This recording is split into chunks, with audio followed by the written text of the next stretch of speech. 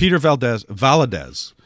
At the 3-minute mark, you rib Larry Legend's duds live on air.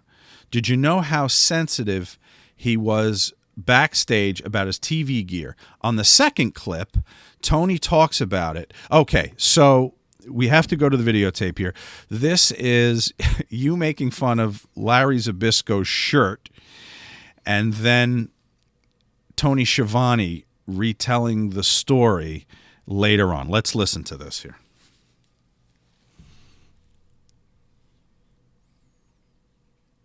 Would you like me to do the impression? I'll be Zbyszko, and Kevin can just make fun of my robe. All right, here we go. I like this because you look important. Yeah, I got a point. How you doing, Count Schiavone? Good. Hey, Larry, Thank good you. to see you. It's a nice outfit you got on there. Get a cup of soup with that?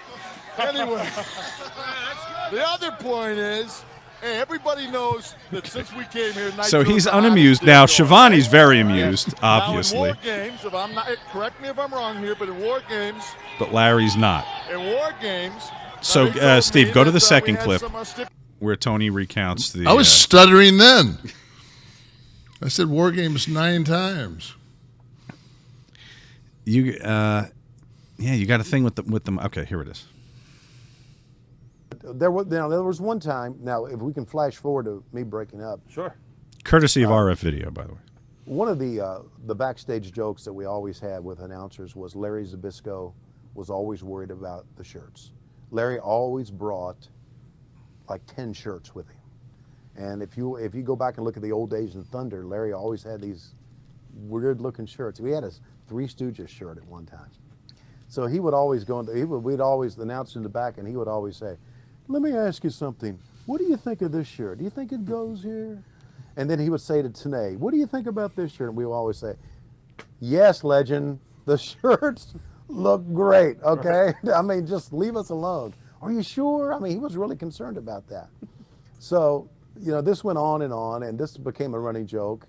And so there's an opening scene on Thunder where the outsiders come in, and Hall and Nash walk into us. And I don't know if it was Hall or Nash said it. And they called me Count Schiavone. "Hey, Count Schiavone. Hey, living legend. Nice shirt. Did you get a bowl of soup with that shirt?" That's awesome. And I started laughing. And on the air, I couldn't stop. I mean, but just because I know, Right. I know the legend so worried about the shirt, and now they're using that line from Caddyshack, you know, get a bowl of soup with that hat. Right. And I'm laughing, and Bischoff was really pissed off at me. He said, "You don't laugh. How long have you been doing this? You don't laugh." I said, "I understand, but you got to realize what we've been through with Legend the entire time in the backstage area." So they had me do another interview later that night where Kevin Nash threatened me never to laugh his interviews again. There you go. So that's the one time that I remember not being able to hold back the laugh, only because the way Legend was about his shirts. You remember the promo? No. No. I always called Tony Count Schiavone.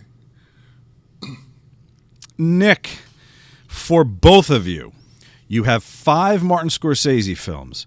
Can keep 3, but have to expunge 2 from existence.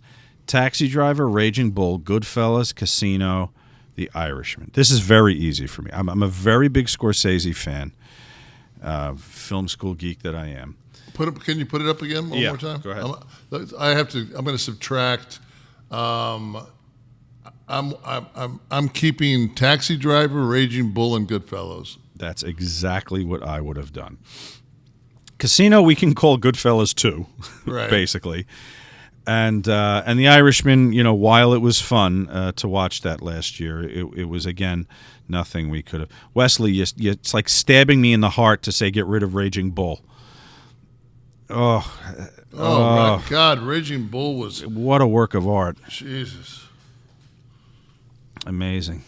All right, we're going to debate this. Wesley adores Casino. We're going to talk later. All right, admittedly, Don Rickles on camera was worth the 2 hours, but for God's sakes, let's see here. And Taxi Driver you can't touch. It's a piece of American cinema. It doesn't age well. Just Harvey Keitel alone's worth that. Yeah, the Bernard Herrmann score. That it was a snapshot of New York City in the 70s. And take a hike, Chief. let's go.